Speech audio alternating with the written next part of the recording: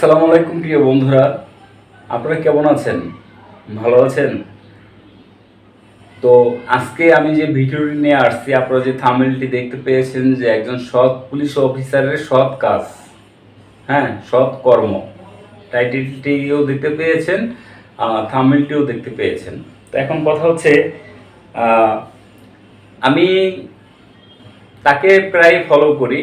এই police অফিসারটা sergeant, যে সে খুব ভালো একজন লোক, সে ইউটিউবার, মাঝে মাঝে ভিডিও করে, এমনকি অনেক মানুষকে হেল্প করে, তেল দিয়ে হেল্প করে, টাকা দিয়ে হেল্প করে, মানে সব কিছু দিয়েই হেল্প করে এই লোকটি। এখন কথা হচ্ছে যে লোকটিকে আমি আপনাদেরকে দেখাবো, আপনারা অবশ্যই তাকে চিনবেন, না চেনার কোনো কথা নয়, কিন্তু ভিডিওতে যে বিবরণগুলো আছে সেই বিবরণগুলো আমি একটু বলে আপনাদেরকে স্ক্রিনে আমি নিয়ে চলে যাচ্ছি। ভিডিওতে দেখা যাবে যে একজন বাইকার, রাইডার রাইড শেয়ার করে, সে ফুটপাথ দিয়ে জ্যাম দেখে ফুটপাথ দিয়ে সে বাইক চালিয়ে যাচ্ছে। তখন সেই ভদ্রলোক পুলিশ সৎ অফিসার তাকে ধরে বলল যে আপনি যে ফুটপাথ দিয়ে বাইক চালিয়ে যাচ্ছেন, এটা কি অন্যায় করেছেন? তো বাইকার বলল, হ্যাঁ অন্যায় করেছি। তখন আশেপাশে মানুষ জড়ো হয়ে গেল।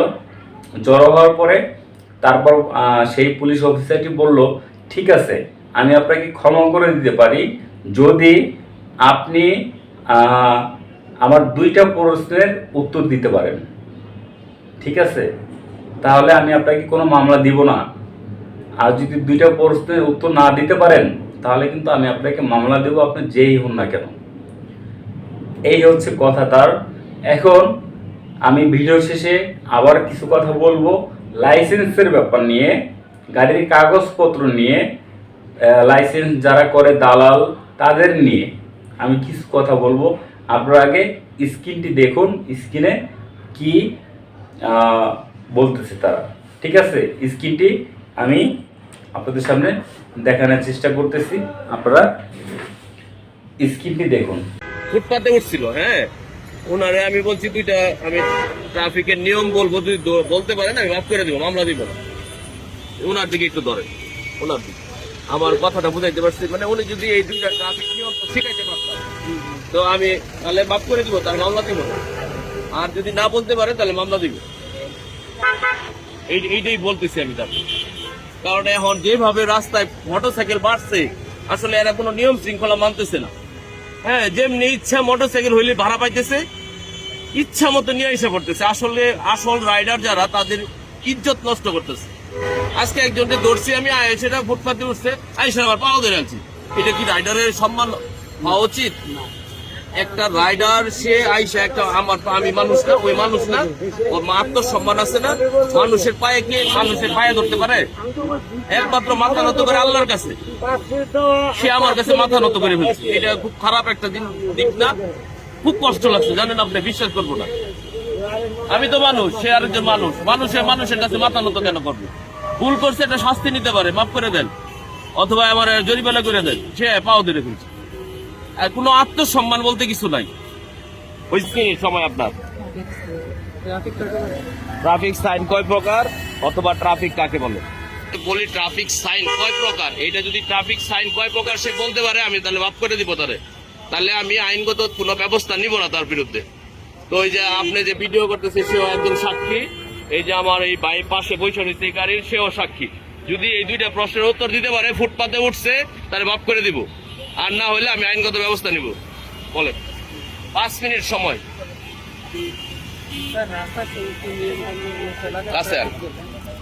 রাস্তার নিয়ম কানুন মানাকে ট্রাফিক বলে, হয়েছে না? তারপর একটা নির্দিষ্ট জায়গার বিভাগের নাম হলো ট্রাফিক। একটা নির্দিষ্ট জায়গার নাম বা বিভাগের নাম ট্রাফিক হয় নাই। তারপর এলাকার ওনার সহযোগিতা নিতে পারে, অথবা কারো সহযোগিতা নিতে পারে, কেউ মোবাইল করে জিগাইতে পারে, সহযোগিতা নিতে পারে। আপনি যদি কারো সহযোগিতা চান তারপরেও শিখেন, আমি চাই আপনি 5 মিনিটের মধ্যে কারো সহযোগিতাও নিতে পারেন। আমি একটুখানি দেখে রাখতেও পারি। আরে বাবা, কেউ পারুক আর না পারুক, আপনি যদি এটা কারো সহযোগিতা নিয়েও বলতে পারেন আমি ছেড়ে দিব। মোবাইল করে কথা কন, দেখেন কেউ পারে কিনা। আরে বাবা, আমি কুলু কেন দিব আপনার? আপনি গাড়ি চালান না, আপনার লাইসেন্স আছে না? এই যে ড্রাইভিং লাইসেন্স আপনার, এই নিয়মগুলো তো শিখে আপনি আসছেন। এই নিয়মগুলো শিখে আসছেন না আপনি? তাহলে আমি তো এত কঠিন প্রশ্ন ধরি নাই। পুলিশের একটা এরিয়া মিলে, পুলিশ তো পুলিশই, পুলিশের আবার রকম কি? পুলিশের বিভিন্ন ইউনিট আছে, যেমন traffic unit, crime unit, RAB unit, education unit. Traffic এই জন্য জিজ্ঞাসি ট্রাফিক কাকে বলে, আমি তো বলি নাই ট্রাফিক পুলিশ কাকে বলে। ট্রাফিক কাকে বলে বলে? রাস্তায় যথাযথ যে নিয়ম কানুন আছে সেগুলো মেনে চলা, রাস্তায় যত নিয়ম কানুন মেনে চলার ট্রাফিক বলে। রাস্তায় অনেকগুলো নিয়ম কানুন আছে, এই যে নিয়ম কানুন আছে এই নিয়ম কানুন গুলো সঠিক মতে মেনে চলাকে ট্রাফিক বলে, হয় নাই? তারপর কয় প্রকার কোন ট্রাফিক সাইন? কয় প্রকার কোন? কি কি?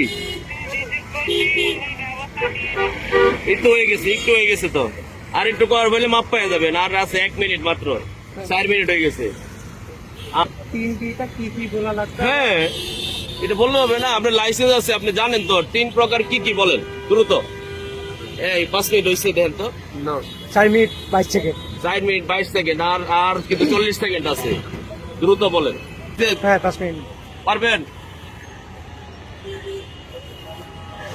আচ্ছা, পারলো না তো আমি আইনগত ব্যবস্থা নিলাম আপনাদের সবাইকে সাক্ষী রেখে। সে মানে সহজ 2টা কথা বলতে পারলো না, আর কোনো আলাপ নাই। আপনি এখন যেই হন, ট্রাফিক সাইন 3 প্রকার: বাধ্যতামূলক ট্রাফিক সাইন, সতর্কতামূলক, তথ্যমূলক। বাধ্যতামূলক হচ্ছে গোল আকৃতির, সতর্কতামূলক হচ্ছে ত্রিভুজ আকৃতির, আর হচ্ছে তথ্যমূলক হচ্ছে চতুর্ভুজ আকৃতির। এটা মনে রাখবেন। আর ট্রাফিক হলো সড়কে চলাচলরত মানুষ, যানবাহন সবকিছুর গতিকে ট্রাফিক বলে। এখন লজ্জিত হয়েছে।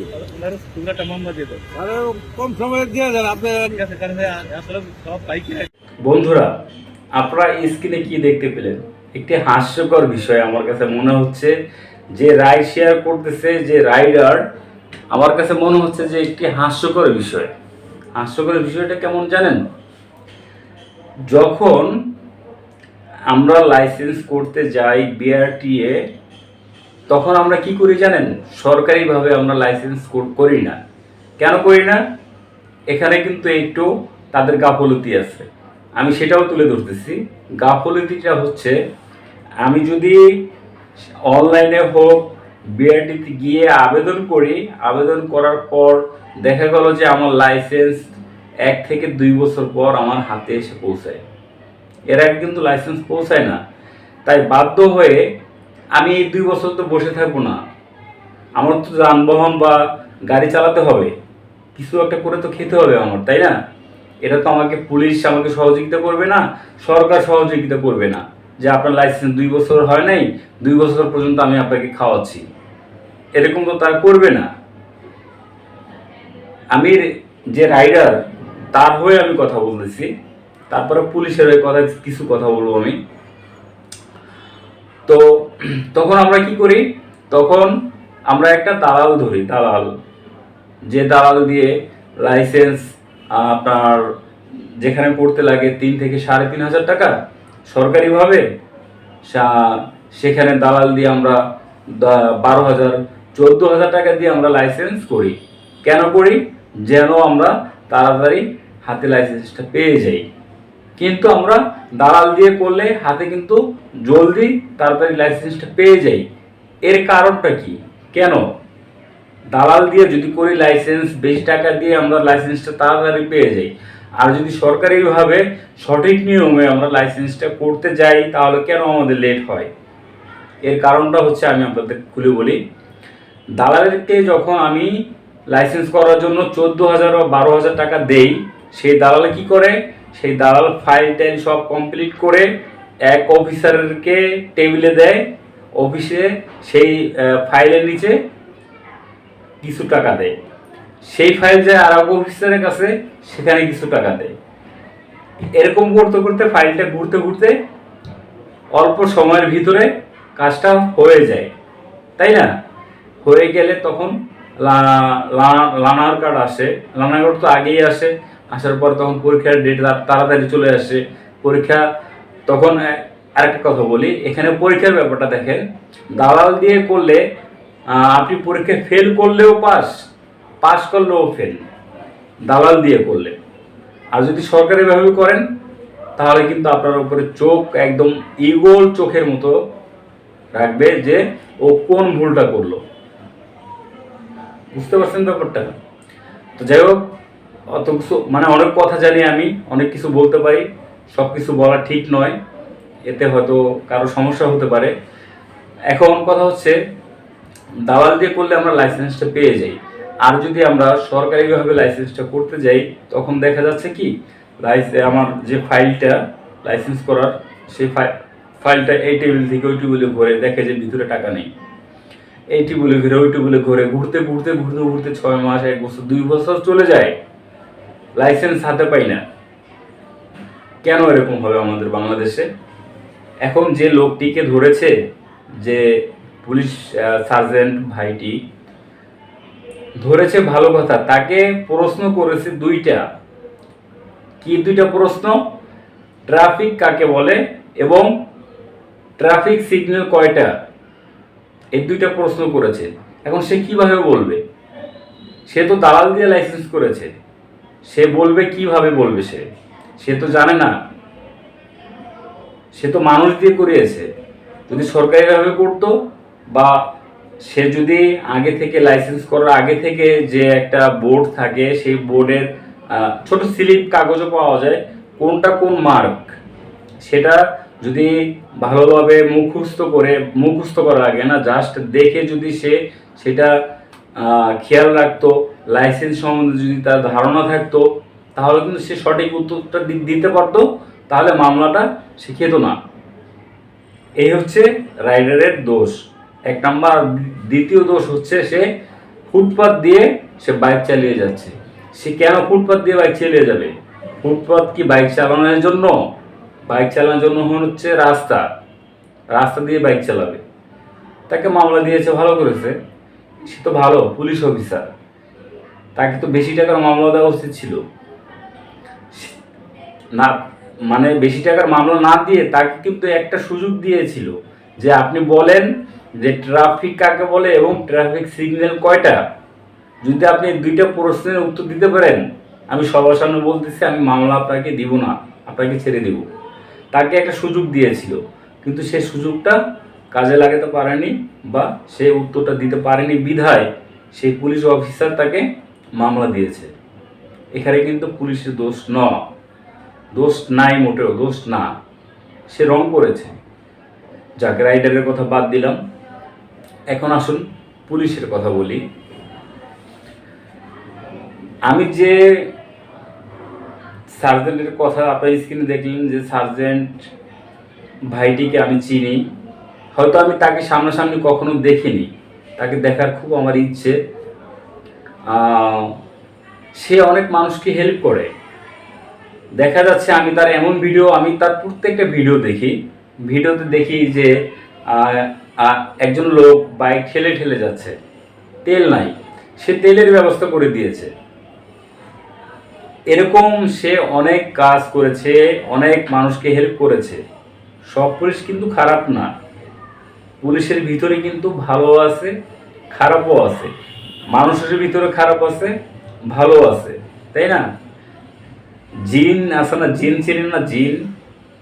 জিনের ভিতরে কিন্তু খারাপ জিন আছে, ভালো জিন আছে।